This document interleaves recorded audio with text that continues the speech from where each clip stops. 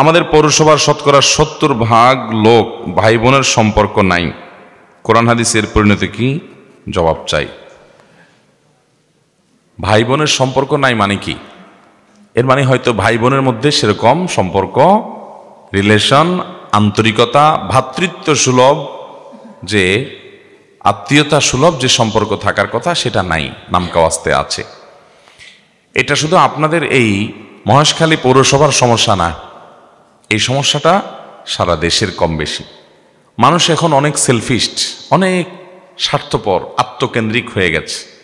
অথচ আল্লাহ তাআলা ইমানদারদের জন্য আত্মীয়তার বন্ধনগুলোকে রক্ষা করা ফরজ করেছেন। কি করেছেন? ফরজ করেছেন। আত্মীয়তার বন্ধনগুলো রক্ষা করা কি নফল কাজ না ফরজ কাজ? ফরজ কাজ। আত্মীয়তার বন্ধন যদি কেউ ছিন্ন করে, নবী করিম সাল্লাল্লাহু আলাইহি সাল্লাম বলেছেন আল্লাহ তাআলা তাকে ছিন্ন করে দিবেন। যে ব্যক্তি আত্মীয়তার বন্ধনকে জোড়া লাগাবে আল্লাহর ভয়ে, আল্লাহর নির্দেশের কারণে, আত্মীয়ের সাথে আগ বেড়ে মিশতে যাবে, তার সাথে সুসম্পর্ক রাখবে, তার উপকার করবে, তার সাথে কানেক্টেড থাকবে, যোগাযোগ রাখবে, ওই ব্যক্তি আল্লাহ রাব্বুল আলামিন তাকে সংযুক্ত করবেন, তার সাথে আল্লাহ রাব্বুল আলামিন সংযুক্ত হবেন, সংযুক্ত রাখবেন তাকে। এটা আল্লাহ তাআলার ওয়াদা এবং হাদিসে বর্ণিত হয়েছে। মোহতারাম হাজরিন, আত্মীয়তার বন্ধন রক্ষা করা এটা কি সুন্নত না নফল?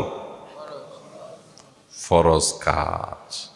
অতএব আপনার ভাইয়ের সাথে আপনার কোনো যোগাযোগ নাই, কথাবার্তা নাই, উঠা বসা নাই, উল্টা বরং মামলা মোকদ্দমা আছে, শত্রুতা আছে, তার ভালো দেখতে পারেন না, পারলে তার জমিটা মেরে দেন, বাবার সম্পদে তার ভাগটা না দিয়া বাঁচতে পারলে সেই চেষ্টা করেন। এই রোগ বা প্রবণতা যদি থাকে, তাহলে নবী করিম সাল্লাল্লাহু আলাইহি সাল্লাম বলেছেন লা ইয়াদখুলুল জান্নাতা কাতি', আত্মীয়তার সম্পর্ক যে ছিন্ন করে সে জান্নাতে যাবে নো এন্ট্রি। মুসলমান হওয়ার পরও যে লোকগুলো জান্নাতে যেতে পারবে না, সে কপাল পড়া মানুষগুলোর ভিতরে একটা হলো আত্মীয়তার সম্পর্ক ছিন্নকারী। এখন আপনি বলবেন, ভাই আত্মীয়তার সম্পর্ক কিভাবে জোড়া দেব? আমি যদি একটু তার সাথে মিশতে যাই, সে তো আমার সাথে মিশতে চায় না। এক হাতে কি আর তালি বাজে? আমি একটু তার উপকার করতে চাই, সে তো আমার ছায়াও দেখতে চায় না।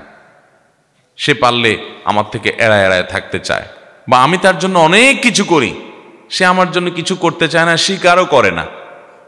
দেখুন, একটা গুরুত্বপূর্ণ বিষয় হলো, আপনি কারোর উপকার করলেন, কাউকে টাকা পয়সা দিলেন, দান দক্ষিণা করলেন, সাধারণত আমাদের অভ্যাস হলো আমরা তার কাছ থেকে স্বীকৃতিটা আশা করি।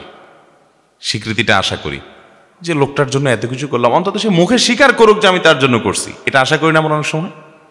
সূক্ষ্ম একটা বিষয় হলো, এটাও আপনার লৌকিকতা কিংবা মানুষের কাছ থেকে আপনি বিনিময় আশা করার যে অপরাধ, সেটার মধ্যে সামিল হওয়ার ভয় আছে। আপনি তার কাছ থেকে কোনো ফিডব্যাক আশা করবেন না। দেখুন, অনেক সূক্ষ্ম একটা ব্যাপার, কিন্তু আল্লাহ তাআলা কোরআনে বলেছেন ওয়ায়ুতঈমুনা আত-তাআমা আলা হুব্বিহি মিসকিনাও ওয়া ইয়াতীমাও ওয়া আসীরা ইন্নামা নুতঈমুকুম লিওয়াজহিল্লাহ লা নুরিদু মিনকুম জাযাআও ওয়ালা শুকুরা। আল্লাহ তাআলা নেককার এবং জান্নাতি লোকগুলোর বৈশিষ্ট্য সূরা দাহারে উল্লেখ করতে গিয়ে বলেছেন, তারা মানুষকে খাদ্য দান করে, মানুষকে দান দক্ষিণা করে, এবং এগুলা করার পর বলে ইন্নামা নুতঈমুকুম লিওয়াজহিল্লাহ, ও ভাই তোমাকে আমি এটা খাওয়াইলাম, দান করলাম আল্লাহকে খুশি করবার জন্য। লা নুরিদু মিনকুম জাযাআ, তুমি এটার বিনিময়ে আমাকে আবার কিছু দিবা, আমি দিলাম তুমিও আমাকে দিবা, এই আশা তো নাই। এমনকি ওয়ালা শুকুরা, তোমার থেকে থ্যাঙ্কসও আমি আশা করি না। তোমার থ্যাঙ্কসও আমার দরকার নাই। আমি থ্যাঙ্কস কার কাছে চাই? আল্লাহর কাছে চাই। খুব সূক্ষ্ম বিষয়, কিন্তু আপনি অনেক উপকার করলেন, লোকটা আপনাকে থ্যাঙ্কসও দিল না, স্বীকারটা পর্যন্ত করলো না, ভাব নিল সে নিজে নিজে সব করছে। আপনি যে এত কিছু করে দিয়েছেন, সে স্বীকারটা পর্যন্ত করতে রাজি না। এরকম লোক আছে না আমাদের সব? যদি সে স্বীকার না করে, তাহলে সে নিজে অপরাধী হবে, কারণ সে নাশকর, সে অকৃতজ্ঞ। কিন্তু আপনি স্বীকারের আশা করবেন না। অনেকে আছে, না ওর জন্য আর কিছু করব না, এত কিছু করলাম, নিমক গরম, স্বীকারই করে না, তাহলে ওর জন্য আর কিছু করব না। এরকম আমরা করি কি করি না? তো ওর কাছ থেকে স্বীকারের আশা যদি আপনি করেন, তাহলে আল্লাহর কাছ থেকে কি বিনিময় পাবেন? আল্লাহর কাছে বিনিময় চাবেন, আর কোনো ফিডব্যাক চাবেন না, কিচ্ছু চাই না, শুধু আল্লাহর কাছে বিনিময় চাই। তার কাছ থেকে থ্যাঙ্কসটা পর্যন্ত আশা করি না। যা চাওয়া সব কার কাছে চাই? আল্লাহর কাছে। এটা বলা হয় ইখলাস। ভাই, ইখলাসের একটা মজা আছে, আজীব এক স্বাদ আছে। আপনি আপনার ভাই, আপনার বোন, তার বাচ্চাদেরকে হাদিয়া তোফা দেন, সারা বছর দেন, প্রতি বছর ঈদের দেন, তারা আপনার বাচ্চার দিকে সে তাকাইয়া দেখেও না, দেয়ও না, আছে তাও দেয় না। মানুষ হিসেবে কষ্ট লাগবে, এটা স্বাভাবিক, যে আমি এত দেই, ও একবারও দেয় না, আমার অভাব নাই কিন্তু একটু দেখ না আমার বাচ্চারা, আমার তো ভালো লাগে, দেয় না সে। এই যে আপনি দিয়ে আবার সে দিচ্ছে না কেন সেটা আশা করছেন, এটা আপনার আমল বিনষ্টকারী বিষয় হতে পারে। এই জন্য আপনি এটা আশা করবেন না।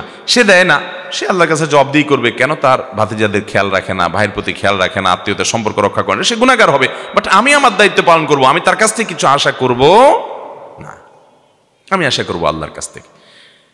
এই পলিসি যদি মাথায় রাখেন এবং এই মূলনীতি যদি আপনি অনুসরণ করেন, তাহলে দেখবেন আত্মীয়তার সম্পর্ক রক্ষা করা আপনার জন্য ইজি হয়ে গেছে, সহজ হয়ে গেছে। শয়তান আপনাকে আত্মীয়তার সম্পর্ক থেকে নড়াতে পারবে না। আর না হলে শয়তান আপনাকে কুবুদ্ধি দিবে, আরে তুমি এত কিছু করো, ও তো শিকারটা পর্যন্ত করে না, তুমি এত কিছু করো, ও একটু কিছু করুক।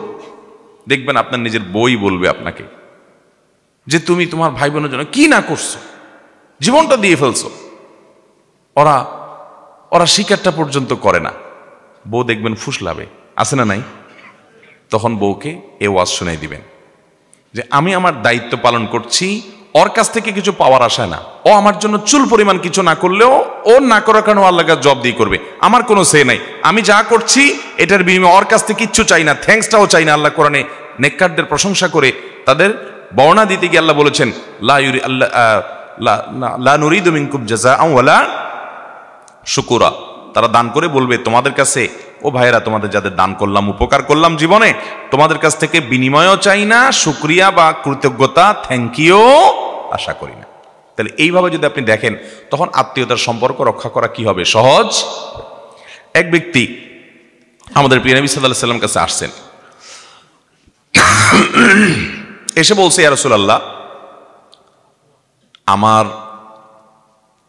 আমার এক আত্মীয়, আমি তার সাথে মিশতে চাই, কিন্তু এই আল্লাহর বান্দা পারলে আমার ক্ষতি করে, আমার গোষ্ঠী উদ্ধার করে, মামলা মোকদ্দমা করে, অযথা আমার সাথে গন্ডগোল ফাসাদ করে। আমি চাই তার সাথে একটু ভালো করতে, কিন্তু সে আমাকে এগুলো করতে দেয় না। তখন নবী করিম সাল্লাল্লাহু আলাইহি ওয়াসাল্লাম বলেছেন, শোনো, তুমি যেমনটি বলেছো বাস্তবে যদি এমন হয় তাহলে তো কপাল পোড়া, ও তো গুনাহগার আত্মীয়র প্রতি অসদাচরণ করার মাধ্যমে। কিন্তু তোমার দায়িত্ব হলো তুমি তার প্রতি সুসম্পর্ক বজায় রেখে চলবে। কারণ লাইসাল ওয়াসিলু বিল মুকাফি, আত্মীয় দেয় সেও দেয়, আত্মীয় ভালো করে সেও ভালো করে, এটা আত্মীয়তার সম্পর্ক রক্ষাকারী না। আত্মীয়তার সম্পর্ক রক্ষাকারী কে? যে তার আত্মীয় তাকে দেয় না তারপরও সে দেয়, আত্মীয় তাকে ভালো কিছু বলে না তারপরও সে ভালো কিছু করে, অর্থাৎ সে ভালো থাকার চেষ্টা করে। এই চেষ্টাটা থাকতে হবে। হ্যাঁ, কোনো সময় এমন হতে পারে যে সীমানা ছাড়িয়ে যায়, তার কাছে ভালো কিছু করতে গেলে আরো পারলে আমারে ক্ষতি করে, তাহলে আপনি আত্মরক্ষার জন্য দূরত্ব বজায় রাখলেন, সেটা ভিন্ন কথা। কিন্তু দূর থেকে তার কল্যাণ কামনা আপনার মধ্যে থাকতে হবে। আর আত্মীয়ের তালিকায় সবচেয়ে কাছের আত্মীয় কারা? সবচেয়ে নিকটের আত্মীয়, যাদের সাথে সম্পর্ক রক্ষা না করলে আপনার ফরজ তরকের গুনাহ হবে। আপনার বাবা মা, আপনার সন্তান সন্ততি, আপনার ভাই বোন, আপনার চাচা ফুফু, এরা হলো সবচেয়ে কাছের আত্মীয়, বিশেষ করে ভাই বোন।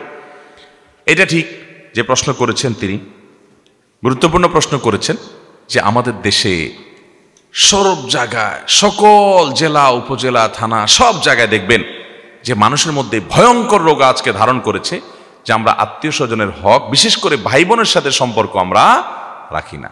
অতএব সর্বাবস্থায় ভাই বোনের সাথে সুসম্পর্ক বজায় রাখবো তো ইনশাআল্লাহ। কোনো যুক্তি, কোনো বুদ্ধি এখানে কুলাবে না যে না সে অমুক, সে তমুক, সে হান, সে তান না। আপনি আপনার চেষ্টা সর্বাত্মকভাবে করবেন, চেষ্টা করবো তো ইনশাআল্লাহ। আল্লাহ আমাদের সবাইকে, আমাদের ভাই বোনদের কল্যাণকামী, তাদের খায়ের খা, তাদের প্রতি সুন্দর আচরণকারী, তাদের সাথে সুসম্পর্ক রক্ষাকারী, বজায়কারী এবং আত্মীয়তার বন্ধনকে স্ট্রংকারী ইমানদার হওয়ার তৌফিক দান করুন।